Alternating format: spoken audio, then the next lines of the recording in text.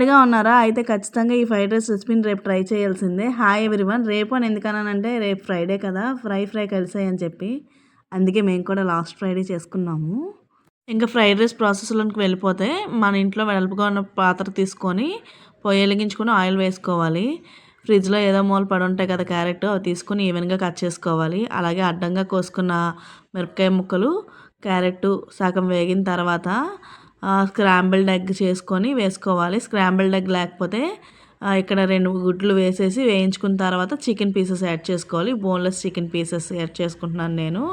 నిన్న నేను air ఫ్రైయర్‌లోని pakodi process పెట్టాను కదా! ఆ రోజే నేను ఫ్రైడ్ రైస్ కూడా చేశాను.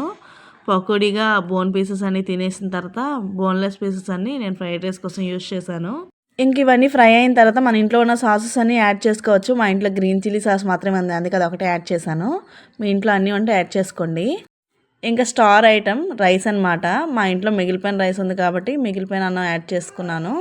మీ ఇంట్లోని మిగిలిపోయిన అన్నం లేకపోతే కంగారు పడకండి. వార్చి చల్లార్చుకున్న అన్నం కూడా యూజ్ చేసుకోవచ్చు.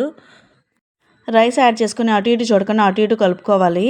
ఇంక ఈ రైస్లోనే పెప్పర్ పౌడర్, 1 స్పూన్ షుగర్, సరిపోయినంత సాల్ట్ వేసుకొని ఫుల్గా కలిపేసుకోవాలి. ఇంకేముంది రైతాతో సర్వ్ చేసుకొని తినేయడమే. సబ్స్క్రైబ్ చేసుకోవచ్చు కదా ప్లీజ్.